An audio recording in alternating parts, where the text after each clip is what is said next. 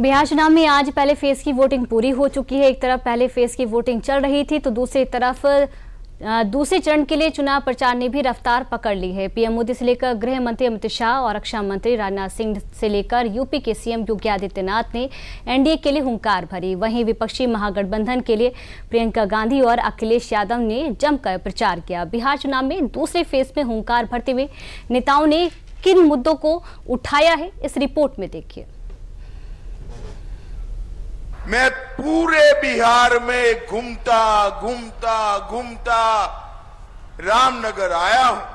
श्री यादव मुख्यमंत्री बन जाएंगे तो हम लोगों के हाथों में कट्टा होगा, ये छोटे से बच्चे के द्वारा बुलवाए जाएंगे। बिहार के सामने पहचान का संकट खड़ा करने वाली आरजेडी और कांग्रेस आज फिर से बिहार के अंदर अभिनय ठगी का माया जाल फैलाने का प्रयास कर रही है।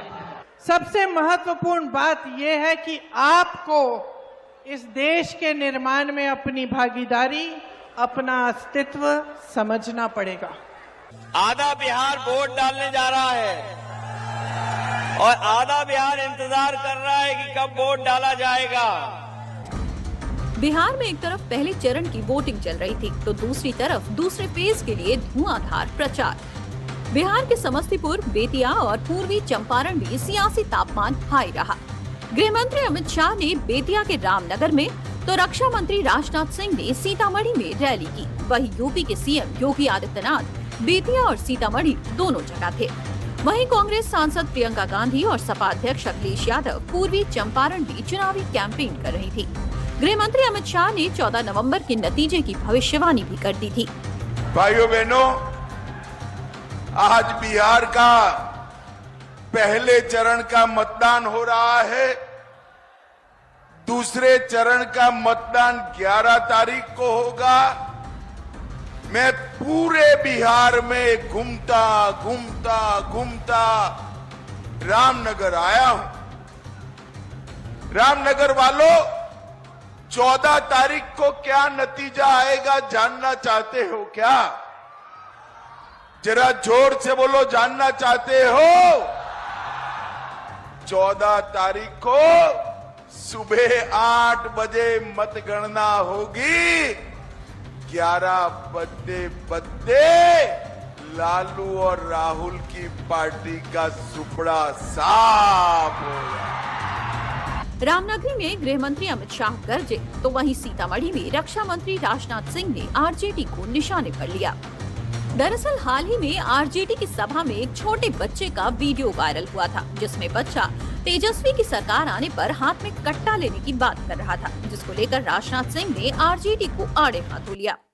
1-2 दिन पहले ही एक सार्वजनिक सभा में एक छोटा सा बच्चा, जिसकी उम्र बामुश्किल 6-7 साल की रही, वह तेजस्वी यादव जी की कोई पार्टी की सार्वजनिक सभा थी, उसके हाथ में माइक पकड़ा दी गई और माइक पकड़ाकर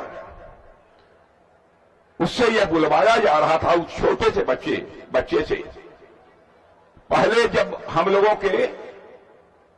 अनपढ़ थे तो हम लोगों के हाथों में डंडा था, लेकिन अब तेजस्वी यादव मुख्यमंत्री बन जाएंगे तो हम लोगों के हाथों में कट्टा होगा, ये छोटे से बच्चे के द्वारा बुलवाए जाएंगे।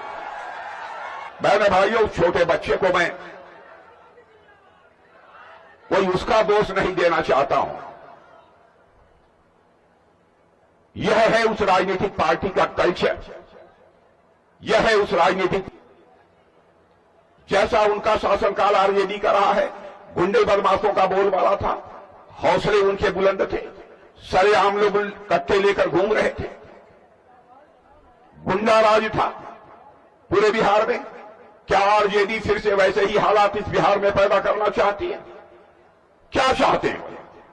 बिहार में एनडीए के खेमे से यूपी के सीएम योगी आदित्यनाथ अपना अलग ही जलवा बिखेर रहे हैं। सीएम योगी जहां रैली कर रहे हैं, वहां अपने अंदाज से हवा का रुख अपनी तरफ मोड़ दे रहे हैं। गुरुवार को सीएम योगी ने बिहार के बेतिया और सीतामढ़ी से हुंकार भरी। कौन वे लोग हैं जिन्होंने बिहार के नौजवानों के सामने पहचान का संकट खड़ा किया? बिहार को जिसके पास, जहां के नौजवानों के पास अपनी मेधा थी, अपनी प्रतिभा है, दुनिया के अंदर जहां कहीं भी बिहार का नौजवान गया, उस नौजवान ने अपनी बुद्धि से, अपनी मेधा से, अपनी प्रतिभा से, अपनी पहचान से समाज को लाभान्वित किया। बिहार के सामने पहचान का संकट खड़ा करने वाली आरजेडी और कांग्रेस आज फिर से बिहार के अंदर अब इन्हें ठगी का माया जाल फैलाने का प्रयास कर रही है। लेकिन बहनों और भाइयों, हम कह सकते हैं अब कांग्रेस और आरजेडी को अवसर नहीं मिलने वाला है।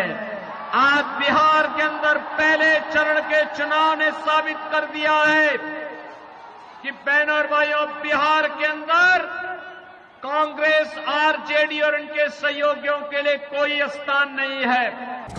सीतामढ़ी में सीएम योगी ने बीते 11 सालों की एनडीए सरकार की उपलब्धियां भी गिनाई। सीएम योगी का नाम ऐसे नेताओं में शुमार है जो हिंदुत्व के मुद्दे को न सिर्फ जोर शोर से उठाते हैं बल्कि उस पर अमल भी करते हैं। बिहार की धरती से भी सीएम योगी ने अयोध्या में बन चुके राम मंदिर का भी जिक्र किया और सीतामढ़ी में बन रहे मां जानकी के मंदिर का भी। बहनों और भाइयों, आपने देखा होगा, इच्छा शक्ति होनी चाहिए कार्य करने की। कैसे नहीं बदल सकता है, अवश्य बदलेगा। आपने देखा होगा कैसे मोदी जी के नेतृत्व में पिछले 11 वर्ष के अंदर भारत की तस्वीर और तकदीर बदली है। इन 11 वर्षों में आपने देखा होगा बिहार के अंदर आज सड़क भी है, बिजली भी है, पानी भी है, रेलवे की कनेक्टिविटी भी है और एयर कनेक्टिविटी भी आज बिहार के अंदर बेहतर हुई है। आरजेडी के लोगों ने भगवान राम के विकास मंदिर के निर्माण के रथ यात्रा को रोकने का पाप किया था। इनके सहयोगी समाजवादी पार्टी ने राम भक्तों पर गोलियां चलाई थी। बहनों और भाइयों, हम तब भी कहते थे कि राम लला हम आएंगे, राम लला हम आएंगे, लाठी गोली खाएंगे। आज अयोध्या में राम मंदिर बन गया है ना, कोई संदेह है क्या? और अब तो मां जानकी के धाम सीतामढ़ी में भी मां जानकी का भव्य मंदिर के निर्माण का कार्य प्रारंभ हो गया है। ये काम केवल एनडीए ही कर सकता है, एनडीए ही करेगा। बिहार चुनाव में दूसरे चरण की वोटिंग के लिए उल्टी गिनती शुरू हो चुकी है और महागठबंधन का खेमा भी पूरी एकता के साथ चुनावी मैदान में जोर लगा रहा है। कांग्रेस सांसद प्रियंका गांधी और सपा अध्यक्ष अखिलेश यादव पूर्वी चंपारण में अपना नारा बुलंद करते दिखे। आधा बिहार वोट डालने जा रहा है और आधा बिहार इंतजार कर रहा है कि कब वोट डाला जाएगा। जो हवा, जो माहौल, जो संदेश जा रहा है वो यही जा रहा है कि इस बार नौजवान साथी, युवा और नौकरी देने वाला मुख्यमंत्री बनने जा रहा है। मैं जब बिहार आती हूं तो मैं हमेशा सोचती हूं कि सबसे पहली चीज, सबसे महत्वपूर्ण बात क्या है।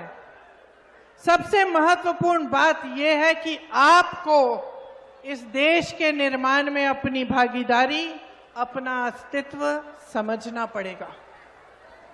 आपको समझना पड़ेगा कि इस देश को बनाने वाले आप हैं।